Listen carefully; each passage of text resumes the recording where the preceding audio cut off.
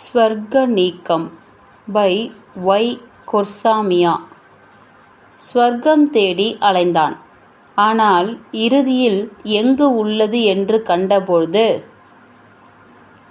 என் அத்தான் அமீரான் ஒரு மர்ம தோற்றத்துடன் பொத்தென்று என் அருகில் உட்கார்ந்தான்.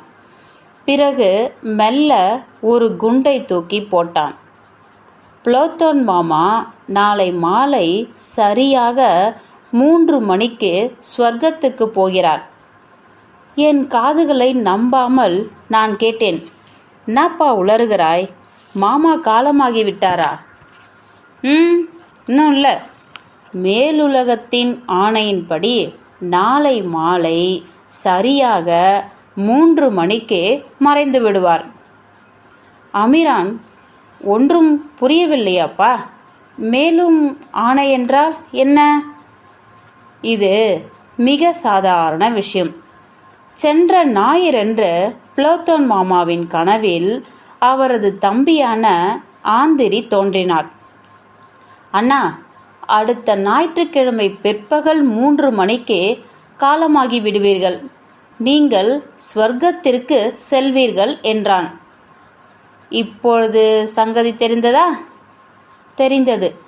மாமாவுக்கு தம்பியின் வாக்கில் பரிபூரண நம்பிக்கை அல்லவா? அண்ணனை நம்பி ஏமாறுவாரா?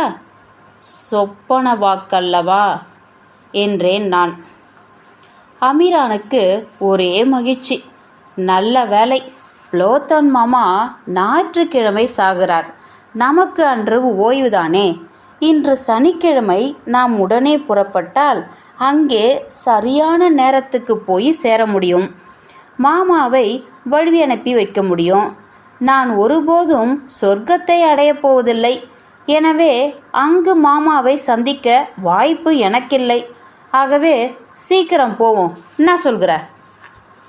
மேல் உலக உத்தரவுகளை அவர் நம்புகிறாக்கும் என்றேன் நான். என் சந்தேகம் தீரவில்லை. புளோத்தோன் மாமா ஒரு மலைவாசி. அங்கே விஞ்ஞான சொற்பொழிவாளர்கள் அடிக்கடி செல்ல மாட்டார்கள். உள்ளூர் படைப்பாளிகளுக்கோ ஒரு 72 வயது கிழவனிடம் இது போன்ற கனவுகளுக்கு விளக்கம் கூற தெரியவில்லை. நான் அமீரானுடன் போக சம்மதித்தேன். ஏனெனில் தனது தம்பியின் நேரிடை வேண்டுகோளுக்கிணங்க ஸ்வர்க்கத்திற்கு செல்ல போகும் ஒரு பெரியவரை காண எனக்கும் பேராசை. புளோத்தோன் மாமாவின் கிராமத்தை அடைய எங்களுக்கு ஒரு நாள் பிடித்தது. ரயிலிலும் பஸ்ஸிலும் வண்டியிலுமாக நாங்கள் பயணம் செய்தோம். மறுநாள் காலை 7 மணிக்கு நாங்கள் மாமாவின் கிராமத்தை அடைந்தோம். விண்முட்டும் நீல மலைகள், அதன் சரிவில் முந்திரி தோட்டங்கள், மரகத புல்வெளிகள், அதிலே உல்லாசமாக மேய்ந்து திரியும் அழகிய ரோமம் உள்ள ஆடுகள், சமவெளி எங்கும் கண்கவரும் பழத்தோட்டங்கள், காற்றிலே தெல்லிய நீரோற்றுகளின் கானம், தெருவிலும் கம்பீரமான மலைவாழ் நண்பர்கள், மயக்கமூட்டும் மங்கையர் கூட்டம். இதைவிட வேறு சொர்க்கம் இருக்கவா செய்கிறது? இந்த பூலோக சொர்க்கத்தை விட்டுவிட்டு புளோத்தோன் மாமா கண்காணாத வேறு சொர்க்கத்திற்கு ஏன் போக வேண்டும்? இவ்வாறு எண்ணினேன் நான். கடைசியாக நாங்கள் சொர்க்கத்திற்கு வலிந்து செல்ல துடிக்கும் பெரியவரின் வீட்டை அடைந்தோம். அந்த கிராமமே ஒரு சொர்க்கம் என்றால் புளோத்தோன் மாமாவின் வீடு ஒரு குட்டி சொர்க்கம். அது ஒரு எழிலான 2 அடுக்கு வீடு. அதன் பின்னே குளுமையான பழமையான தோட்டம். அதில் ஆப்பிள்களும் எலுமிச்சைகளும் ஆரஞ்சுகளும் பேரீச்சைகளும் காய்த்து குலுங்கின. தரையில் பளிங்குகள் பரவியிருந்தது. வேலிக்கு அருகில் மலை சுனையிலிருந்து நீரூற்றுகள் கொப்பளித்து கொண்டிருந்தன. பறவைகள் கீதம் இசைத்தன. மாமா ஏன் சாக விரும்புகிறார்? எனக்கு விளங்கவில்லை. அவர் வாழ வேண்டும். வாழ்ந்து தன் தம்பியின் விருப்பத்தை நிறைவேற்ற வேண்டும்.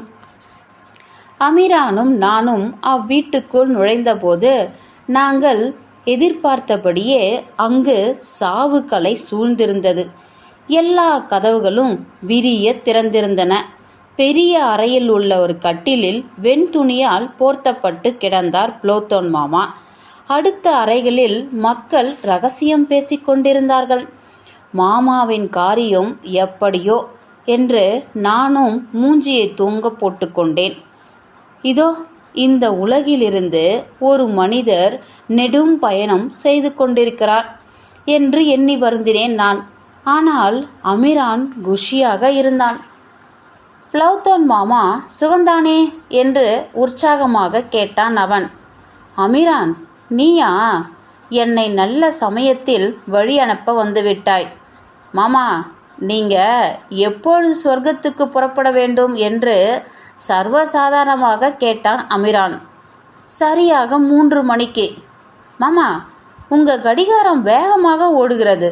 அவசரப்பட வேண்டாம், நிறைய நேரம் இருக்கிறது. நாம் இந்த ஷாம்பேனை குடிப்போம். இது ஸ்பெஷல் சீசாவில் அடைக்கப்பட்டது. 3 ஆண்டுகளுக்கு முந்தியது. உனக்கு ஞானயம் இல்லையா? அமீரான், என்னிடம்தான் அந்த ஒயின் இருக்கிறதே, அந்த ஷாம்பேன் எதற்காக? என் உயிலில் உன் பெயரையும் எழுதியிருக்கேன். உனக்கு 1 ஆண்டு பழமையான பீப்பாய் ஒயினையும் அளித்திருக்கிறேன் என்றார் மாமா. உங்கள் உயிலில் என்னையும் குறிப்பிட்டதற்கு நன்றி. ஆனால் ஒரு குறிப்பிட்ட காரணத்தோடு தான் நான் இந்த ஷாம்பேனை கொண்டு வந்திருக்கேன். மாமா, ஷாம்பேனை குடிக்காதவர்களுக்கெல்லாம் சொர்க்கத்தின் கதவுகள் திறக்கப்பட மாட்டாது என்று ஒரு பேரறிஞர் கூறியிருக்கிறார். அது விஞ்ஞான ரீதியிலையும் நிரூபிக்கப்பட்டு விட்டதாம். மடத்தனம். தம்பி அந்திரி இதை பற்றி ஒன்றும் சொல்லவே இல்லையே. அவன் என்னை எச்சரித்திருப்பானே என்றார் மாமா. அவருக்கு மறந்து போயிருக்கும், அல்லது சரியாக உங்கள் காதில் விழுந்திருக்காது மாமா. உங்கள் விருப்பம். ஆனால் உங்களது அருமை மருமகன் என்ற முறையில் உங்கள் நன்மைக்காக நானும் எனது நண்பனும் ஷாம்பேன் குடிக்க போகிறோம். சொர்க்கத்தின் காவலராகிய பீட்டர் அதை கணக்கில் குறித்து கொண்டு நெடுநேரம் காக்க வைக்காமல் உள்ளே அனுப்பிவிடுவார். அடுத்த அறைகளில் இரகசிய பேச்சு நின்றுவிட்டது. அதனால் முற்றத்து பறவைகளின் இன்னிசை காதில் விழுந்தது. அமீரான் அலமாரியிலிருந்து 2 பழைய மது கிண்ணங்களை எடுத்தான். சீசாவை திறந்து நுரை பொங்கும் ஷாம்பேனை மது கிண்ணங்களில் நிரப்பினான். மாமாவை வாழ்த்தி கொண்டே குடிக்கத் தொடங்கினான். சொர்க்கத்தில் உள்ள தெய்வங்களே, என் சொற்களை கேளுங்கள் என்று ஆரம்பித்தான் அமீரான். உங்களது ஆணைப்படி எனது புளோத்தோன் மாமா குறிப்பிட்ட நேரத்திற்கு முன்பே உங்களிடம் ஆஜராகப் போகிறார். எங்கள் மாமா தன் வாழ்நாள் முழுவதும் நேர்மை தவறாது நன்னெறியாளர். அவருடைய காய்ந்து போன கரங்களை காணும்போது அவற்றின் இடையறாத நற்பணியை உணர்கிறேன். அவர் கூட்டுப்பண்ணை பழத்தோட்டங்களில் பழமரங்கள் பலவற்றை நட்டிருக்கிறார். திராட்சை பயிர் செய்திருக்கிறார். காடுகளில் பாதை அமைத்திருக்கிறார். கழனிகளை செப்பனிட்டிருக்கிறார். மக்களுக்கு ரொட்டியும் சுகமளிக்கும் ஒயினும் வழங்கியிருக்கிறார். எங்களது மாமா நீண்ட காலம் கழிக்கவில்லை. அவர் வாழ்வு பயனுள்ளது. ஆனால் அவரிடம் ஒரே ஒரு குறை. அவர் தனது சொந்த ஒயினை தான் குடிப்பாராம். அயல்நாட்டு பயணிகள் எல்லாம் புகழும் சோவியத் ஷாம்பேனில் ஒரு முடக்கு கூட அவர் குடித்ததில்லை. அவருக்கு பதிலாக இப்பொழுது நான் குடிக்கிறேன். இதை வானுலக காவலராகிய நீங்கள் அவரது கணக்கில் வரவு வைத்துக் கொள்ளுங்கள். அவரை சிறிதும் தாமதமின்றி மோட்ச உலகில் அனுமதியுங்கள். அமீரான் ஸ்வர்க்கத்தில் இடம்பெறுவதற்கு அவசியம் என்றால் நானும் கொஞ்சம் குடிக்கிறேனே என்றார் மாமா. மாமா, ஷாம்பேனை மேஜையில் வைத்து குடிக்க வேண்டும். தயவு செய்து எழுந்து வாருங்கள். மாமா மெல்ல பெருமூச்சு விட்டார். சிறிது தயங்கினார். ஆனால் சற்றென்று உள்ளாடையுடன் எங்கள் அருகில் வந்து உட்கார்ந்து விட்டார். ஒரே முடக்கு என்றான் அமீரான். மாமா ஒரே முடக்கில் ஒரு பெரிய கிண்ணத்தை காலி செய்து விட்டார். அவர் ஆடை நீக்கிய பாலை மட்டும் இத்தனை நாளும் குடித்து கொண்டு ஸ்வர்க்கத்துக்கு ஆயத்தமாகி வந்தார். இப்பொழுது 2வது கிண்ணம் ஷாம்பேனையும் ஒரே மூச்சில் தீர்த்து விட்டார். 2 கிண்ணம் மது உள்ளே போனதும் அவர் முகம் கன்றி சிவந்தது. அகத்தில் ஆனந்தம் பிறந்தது. இது அருமையான சரக்கு என்றார் மாமா. அரை மணி நேரம் கழித்து அமீரான் 3வது ஷாம்பேனை சீசாவை திறந்து கொண்டிருந்தான். 1 மணி நேரத்துக்கு பின்னர் அந்த அறை முழுவதும் ஒரே கும்மாளம், மூவரின் ஒரே குரல் இசை. அங்கே மயான அமைதி மறைந்தது. மூவரின் களியாட்ட பாடல்கள் முழங்கின. மாமாவின் உறவினர்கள் அறையில் தலை நீட்டி பார்த்தனர். அவர்களும் பூரித்து போயினர். அத்தை மெழுகுவர்த்திகளை அணைத்துவிட்டாள். எங்கே என்னுடைய சொந்த ஒயன், அதை கொண்டு வா என்று அத்தையிடம் உத்தரவிட்டார்.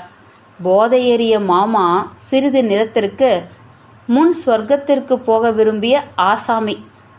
சொந்த ஒயனை முதலில் குடித்தால்தான் சொர்க்கத்திற்கு செல்லலாம்.